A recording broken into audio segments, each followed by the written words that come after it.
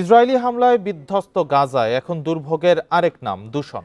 চারিদিকে ছড়িয়ে থাকা আবর্জনার স্তূপ আর উপচে পড়া নোংরা পানি আরো অসহনীয় করে তুলছে মানুষের জীবন। যুদ্ধ শুরু হওয়ায় সরকারি পরিষ্কার পরিচ্ছন্নতা বন্ধ থাকায় পুরো এলাকা অস্বাস্থ্যকর ও বসবাসের অযোগ্য হয়ে উঠেছে।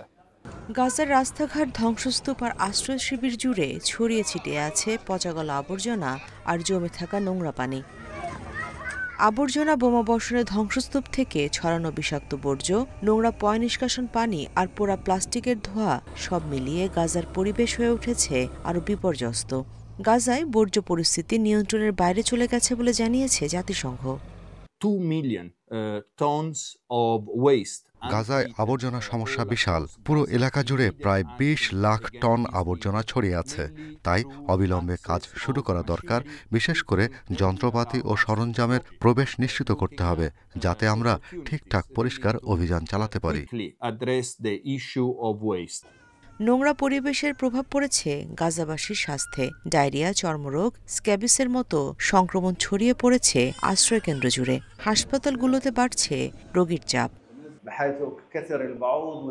তাঁবুতে অতিরিক্ত ভিড়ের কারণে চর্মরোগের সংখ্যা বেড়েছে। আবর্জনা স্তূপের পাশেই বেশিরভাগ তাঁবু। এর ফলে মশা, পোকামাকড়ের মতো সমস্যা বাড়ছে। বিশেষ করে মশা ও মাছি কিছু ব্যাকটেরিয়াজনিত রোগ ছড়াচ্ছে, যার মধ্যে সবচেয়ে গুরুত্বপূর্ণ হল ইমপেটিগো। এই অস্বাস্থ্যকর পরিবেশে বাধ্য হয়ে পরিবার নিয়ে থাকতে হচ্ছে অধিকাংশ গাজাবাসীকে। দুর্গন্ধে, ভারী বাতাস, নোংরা পানিতে, কাদামাটি আর মশামাছির এই উপদ্রবের ভেতরেই মানবেতর দিন যাপন করছে তারা। তাঁবুর ভেতর শ্বাস নেওয়াই কঠিন। সব সময় একটা তীব্র দুর্গন্ধ। আমার বাচ্চারা কাশি নিয়ে ঘুম থেকে ওঠে। থাকার মতো আর কোনো জায়গা নেই। বাধ্য হয়েই এমন নোংরা পরিবেশে থাকতে হচ্ছে, যার ফলে নানা রকম চর্মরোগ আমাদের শরীরে বাসা বাঁধছে।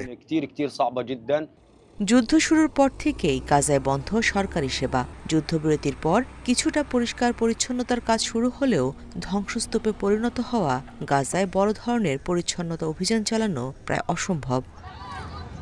Nusrat Serin, Independent news.